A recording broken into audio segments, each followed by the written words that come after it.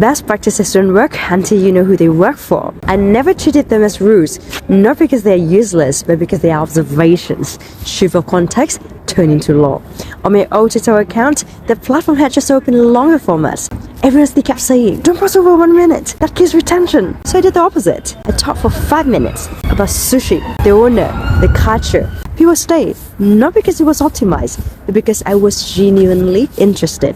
If a platform lasts 10 minutes and you have something you cared about for 10 minutes, why cut yourself down to 1 just because it worked for someone else? Same with how I film. I didn't wait for perfect conditions. I filmed walking after work, in subway, in an alley while collecting takeaway, in bed after long flights. If I followed best practices, none of that would exist. I would have had to wait, a quiet room, for better light, the right time, and waiting would have killed momentum. What people call optimization, I experience it as delay between action and learning.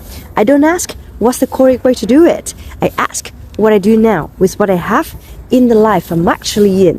What I optimize for is learning. Every post is information. Every comment shows where people felt something or where I lost them. Most people cling to best practices because they outsource the risk. If it fails, they blame the rules. So they collect more rules. Another hook, another calendar, another playbook. But after 10 playbooks, you still have to post. And by then, half of them are already outdated. In fast-moving system, platform, culture, attention, people who move learn faster than the people who wait for permission. On our entire advice, I treat best practices as data, not destinations. They only matter once they meet my energy, my schedule, my resources, my life. Creation has to adapt reality, not the other way around. Best practices describe the past.